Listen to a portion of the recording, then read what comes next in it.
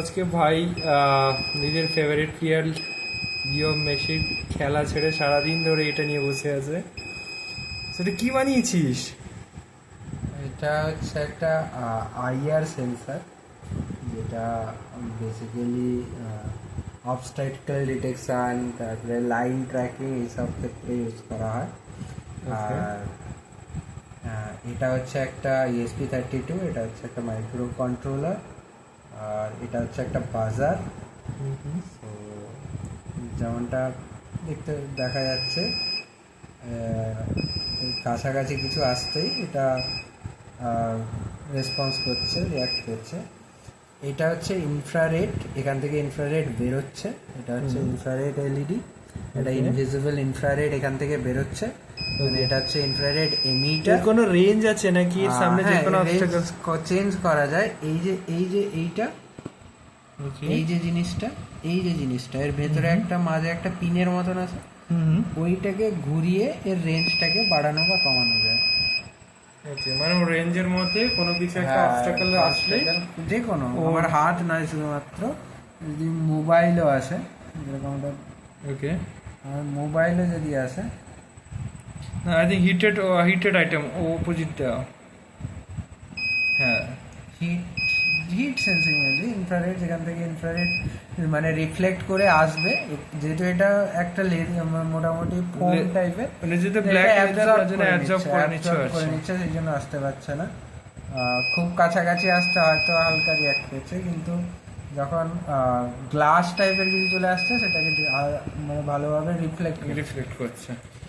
এটা হচ্ছে infrared emitter.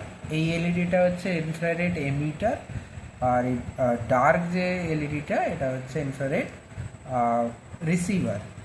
ওকে, মানে অ্যাকচুয়ালি একটা যে বাদুড়ের যে কনসেপ্টটা হয়, অ্যাকচুয়ালি ওই কনসেপ্টটা কাজ করছে। ও যেরকম তার চোখ নিয়ে অথচ ইয়ে করে, ওই কনসেপ্টটা কাজ করছে। আচ্ছা, এটা কন্টিনিউয়াসলি করতে থাকছে। আচ্ছা, এটা হচ্ছে এখানে যে সার্কিটটা আছে, সার্কিটটা কমপ্লিট করছে।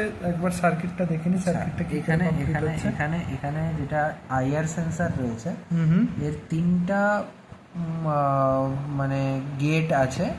একটা আউটপুট গেট একেবারে বাইরে, একটা গ্রাউন্ড, আর একটা হচ্ছে ইনপুট গেট। ওকে, আচ্ছা, এবারে এটা হচ্ছে মাইক্রো কন্ট্রোলার। যেমনটা দেখতে পাওয়া যাচ্ছে, এখানকার যে আউটপুট গেটটা, সেটাকে আমরা কানেক্ট করেছি D2। ওকে, মাইক্রো কন্ট্রোলারের D2 গেটের সাথে। ওকে, আচ্ছা, গ্রাউন্ড যেটা আছে ওটাকে আমরা কানেক্ট করেছি মাইক্রো কন্ট্রোলারের গ্রাউন্ডের সাথে। আর যেটা মানে ইনপুট আছে, ওটাকে আমরা কানেক্ট করেছি 3 ভোল্টের ওই মাইক্রো কন্ট্রোলারের যে টার্মিনালটা আছে তার সাথে। ওকে, আচ্ছা, এরপরে আমাদের যে যেটা শব্দটা আসছে, শব্দটা কিন্তু এখান থেকে আসছে না, শব্দটা আসছে এখান থেকে। এটা হচ্ছে বাজার। ওকে, ওকে, আচ্ছা, যখনই আমরা বাজারটাকে রিমুভ করব সার্কিট থেকে, ওকে, তখন কিন্তু কোনো শব্দ আসছে না। তখন অবস্ট্যাকলটা কিভাবে চিনব? লাইট একটা বিপ করছে, ওখানে লাইট একটা জ্বলছে, ওকে, বন্ধ হচ্ছে, কোনো শব্দ করছে না এখন। ওকে, আচ্ছা, এবারে আমরা, এটা হচ্ছে বাজার, এখান থেকেই মেনলি শব্দটা আসছে। এর ফ্রিকোয়েন্সি বা এর ডিলে হাই লো কন্ট্রোল করে আমরা শব্দটাকেও বিভিন্নভাবে কন্ট্রোল করছি আমরা। তাহলে কোড রান করছি ওখানে, রাইট? হ্যাঁ, এটা হচ্ছে কোড। আচ্ছা, কোডটা একটু দেখিয়ে দেওয়া হোক। আচ্ছা, কোডটা একটু ভালো করে একটু, এটা হচ্ছে কোড আর কি। ওকে, তো কোডটা ভালো করে একটু দেখিয়ে দাও। ওকে, আশা করি সবাই বুঝতে পারবে কোডটা। ওকে, সো সত্যি দারুণ হয়েছে। আমি চাইবো আরও এগিয়ে যাও।